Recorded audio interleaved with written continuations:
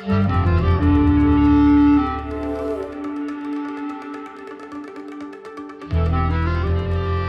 listening to Spare Notes. My name is Jonah Evans. I talk to artists about the things that push and pull at them in the act of creating or performing, and the things that inspire them, and I try to get to know them. This is Spare Notes. This segment is called 3 Questions. At least one of the questions is about the artist's current project, and the other 2 are usually about ideas connected to their artistry overall. In this episode, I interviewed Guillaume and Erica of the band Special Friend. Their single, Breakfast, came out last month, along with a music video to go with it. And their new album comes out on March 20th. Woohoo! One of them lives in Paris and the other outside Paris. We get into the evolution of the duo, how access can affect production, and some meanings behind their artwork and lyrics. See you on the other side. Hi, how are you guys doing today? It's going great. Yeah? Yeah, fine, thanks. So can you tell me a little bit about the inception of Special Friend, how you originally created songs, and what made you want to move in a newer direction for your record, Clipping, that comes out in March? Okay, like the pretty classic story of Special Friend is that when I moved to Paris, I was going to a lot of concerts and I met a lot of musicians, of which Guillaume at the time was playing in a different band called Young Like Old Men, which is very closely associated with this sort of indie record label back in the day. This is probably like around 2015 or 2016. I forget, maybe more like 2016, called Buddy Records. And it's this label that organizes a lot of concerts. I was writing for a webzine, but I, at that point, wanted to start making music myself, and I wanted to start learning to play the drums. And Guillaume had a practice studio with his band that's shared with a lot of these other bands too, including, I think at the time it was En Attendant, and I don't know if you know this band. They're another Parisian band. Oh, I looked them up, actually. I did. They sound cool. Yeah. So they were sharing this practice space, and I started going there to practice drums, and Guillaume was playing guitar with me, and so he had more experience in terms of songwriting, so he was just kind of composing, I guess, on top of the very minimalistic drum patterns that I was playing. And then we just kind of started naturally singing, both of us, because I also like to sing. It's been like the one musical thing that I feel like I've been doing mostly my whole life before picking up an actual instrument outside of vocals. And so that's kind of how Special Friend started. It wasn't originally like to be a band, but then we were recording some of the first things that we did together, like on a phone, and then like listening to them later and thinking like, oh, this is actually like pretty good, and wanting to pursue it and trying to make a band out of it. And so we started playing pretty quickly. I think after like 4 months of practicing, we had our first concert. And then I think it was probably like, I think we started officially like in 2018. In 2019, we put out our first EP, which has, I think, 5 songs on it, including a cover. And then we put out our first record in 2021 and the second album in 2023, I think. And now we are about to put out our third record. And so I think it's just kind of a continuation of what we've always been doing, but I think we just sound better now. I don't know. I think it's kind of normal. You kind of like, I mean, at least I feel like personally, I've evolved into a better musician. I guess Guillaume, even though he's already had like 10 years experience prior to me, I think he also probably feels like he's also evolved. I assume I can let him speak for himself. Yeah, for the latest record, we had the opportunity to work with people for recordings, production, that we liked the work. And yeah, we wanted to try to spend a little more time and a little more care on the song and the production without being still preserving the minimalistic and simple side of our music. So it was a way to try to progress, but not compromise at the same time. What made you want to try doing the production like a little bit differently than you have before? Like, what was that feeling that you wanted to move in that direction?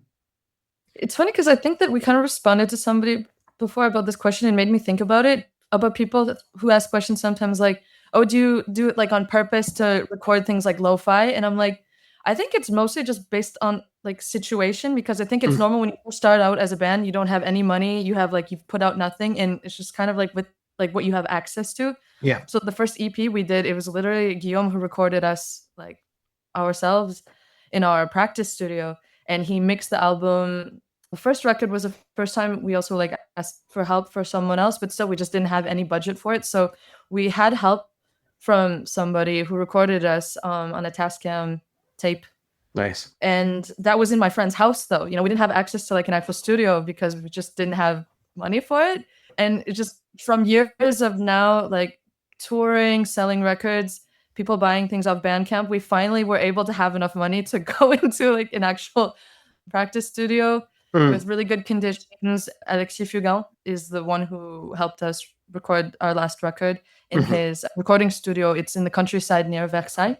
It's outside of Paris, like I guess in the northwest. It's like kind of in the countryside, and we spent like I think more than a week recording this album, which is very different from what we did in the past work. We maybe spent 5 days for the other records, and we just went really quick. And this is the first time we actually took our time more, I think. Yeah, just because we were finally able to do it. That's cool. Yeah, that's cool. It's I don't know how often like people talk about how like access affects like songwriting or music making, but how you describe it, I can see how like you're kind of just like progressing as the opportunities become available and you adapt or welcome in those changes and still like you're still being yourselves, right? Yeah. So citrus plant, dice, butterflies, Siamese cat, scissors, and plant clippings. Tell me about the artwork for this upcoming record and how the album name came about. Yeah.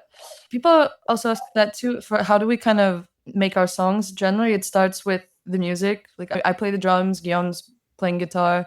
We start to have a sort of structure, and then we kind of are like singing nonsense words over like the music. And then later, with that sort of nonsense, put together words and phrases based on kind of like the syllables. And I don't know if we have like one specific song where it just kind of like, I don't know where it comes from in my weird brain, but I started writing with this idea in mind of maybe I was even just like looking for words, but I was like thinking of what is the word for like when you have a plant and you have to like an apple tree and you have to like cut the branches when it gets too large to keep it so it grows healthier and it's better and it's stronger, but you need to cut away like the dead leaves and all like removing the bat or something to grow and just kind of I don't know, I feel like I kind of started digging into this concept then. I don't know if it's actually the right word in English, but somehow I came across the fact that clipping can mean that, but it also has other meanings. I guess even Guillaume told me about this. I think there's like even in a musical sense, clipping has a definition of like, I don't know, can you describe that? Yes, like distortion clipping is like it's we use that in music as an effect or like aesthetic effects. Distortion is like the base of rock music, but even any genre, it's like very present in modern music. Yeah. So I thought that was kind of an interesting name, not only for the song, but also for the album, because it's also one word and it's, I don't know, I like the metaphorical sense of it as well. Like not just literally cutting a plant, but also maybe like even as a human being, like needing to remove what's bad in your life in order to like live a happier, healthier lifestyle. Yeah. Oh, my cat is like meowing right. So that's like the other part of the album artwork is like, so I have this Siamese cat and he's just my muse. I draw him all the time. He's like, I've already made t-shirts that like I've drawn and screen printed of like cats. And so naturally he's a part of the album artwork. And I think, butterflies also have this metaphorical sense too, where, it starts out as a little pod and then, it's like a caterpillar, then a pod, and then evolves into a butterfly. So it's all kind of linked to the clipping, like evolution. And I think, it's just a very typical existential thoughts when you're a human. I think as time goes by, thinking about getting older and life and like, am I always gonna be a musician or am I gonna be doing other things with my life, you know? Yeah. And like, I guess I never really thought either that we would probably be playing music this long, but I'm really happy and I really, really like this album. It's really beautiful. I love that, like all the double, triple entendres of the meaning of clipping or rebirthing or growing or shearing, kind of. Yeah. Shearing, I think, is probably the better word, but I think for some reason, yeah, I think clipping sounds better than shearing. But also the dice as well kind of represent also, it's like, it's about luck. It's about, you never know what's going to happen when you roll the dice too. So it's all related. And I really like these symbols. And I think it's very typical in the sort of art style that I draw to, is very like isolated, minimalistic, flat things that are related, but not like directly depicting like a scene. Yeah. But they're all connected. It's all definitely thought about. It's not random. That's cool. I really love that. And it's a cool album artwork. The new single, Breakfast, from your upcoming record, Clipping, is pretty upbeat and boppy. I also love like the one-shot style music video for the song, which I heard was inspired by the Pastels music video Crawl Babies.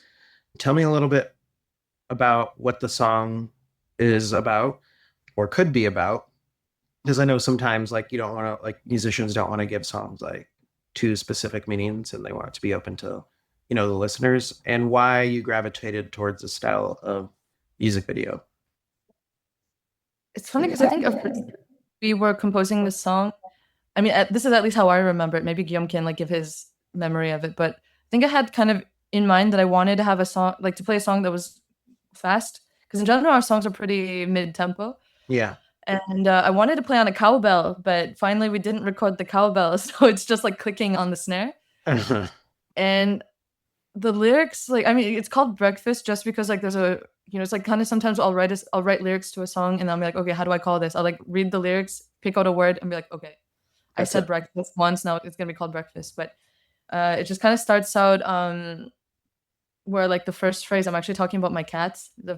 I mean, the whole thing, it's like, this is how I explained it to someone else. It's a kind of a myriad of like attention deficit disorder, which is very common amongst many people, I think, today, who are either diagnosed or not diagnosed. And even earlier today, I was talking to a girl who was telling me about her diagnosis. And it's about walking into a store, but you forgot you made a list so you don't forget things, but then you forgot it at home. And then, you know, you don't even remember why you walked in and then you just leave. Like this sort of things that kind of like plague us all.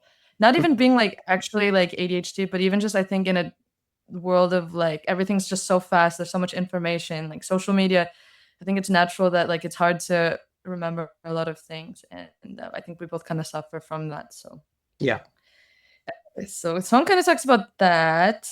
And the video clip, I think it's just because I mean, Guillaume can also give his opinion on this, but I think, you know, it's still quite common for like labels and people to expect you as a band to like make a music video, even though like I feel like me personally, I don't really watch them that much anymore. Yeah. So it's kind of the thing like you have to do, but like I'm not gonna like spend so much time doing it. And I think what I really like about the Crawl Babies Pastels video, first of all, it's just also a really great song. It's so simple, and it's literally just like Steven Pastel like walking on a bridge being filmed in a circle, and then like it does cut off sometimes to like other scenes that are pretty funny, but we literally just did a one shot, I think, just out of like laziness, you know. Like, no editing, don't need to cut it, don't need to do anything, we're just gonna film it one shot and it's good enough. Was it actually literally one shot? Did you do like one, was it like, or was it one take? Oh, one take. Yeah, it was like a one take, but also I think the one that we used for the video was literally like the first version that we filmed, and then we decided to try like a second take, but with a fisheye, but it just wasn't as good as the first time because it's more like spontaneous, you know? Yeah. I mean, I love it. It's like, I think the action of you just walking around in the circle, then you stop. And then like for the end, jumping off the pallets or something like that, it's just like, you get the energy from the movement, and I don't know. Like, I mean, every music video doesn't have to be like thousands of dollars out of your pocket, right? Yeah. Especially because we don't have thousands of dollars in our pocket to make videos. So it's like, again, it's kind of like when we talked about the record production, it's the same. We just kind of do we're very DIY. We do everything with what we can We make our own music videos. We make our own artwork. We do a lot of even booking too, like ourselves. So I think that the video is just very in line with our whole art direction, general DNA as a band.